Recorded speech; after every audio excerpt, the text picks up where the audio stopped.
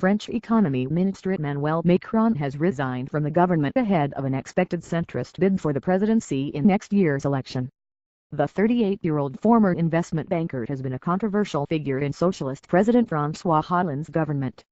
He has questioned France's 35-hour work week and blamed high unemployment and weak economic growth on a lack of competitiveness. He will be replaced by Michel Sapin.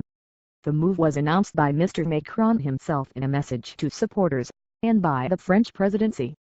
However, Mr Macron stopped short of formally declaring a 2017 presidential bid. Emmanuel Macron, France's president-in-waiting. In a speech to ministry staff, he said he had resigned to focus on drawing up a diagnosis of the country's problems. "I am determined to do everything so that our values, our ideas, our actions can transform France as soon as next year," he added. President Hollande picked Mr Macron, then a relative unknown, to join his government in 2014. His first big test as economy minister was to introduce reforms including allowing shops to open more often on Sundays, the move that led to protests.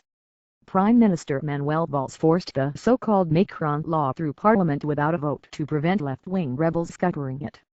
Colorful personal life correspondents say Mr Macron has won support from the young and cosmopolitan, what Le Monde terms the winners from globalization.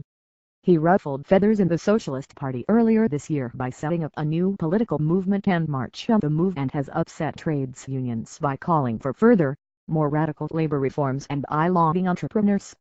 Responding to criticism from within his own party last year, he said, "If approval was a criterion in this country, nothing would ever get done." His speeches to supporters have broadly hinted at his presidential ambitions, and he routinely polls higher than Mr Hollande. His personal life is, if anything, even more colorful. At the age of 17, he began a relationship with a teacher at his high school, a woman 20 years his senior, to whom he is now married.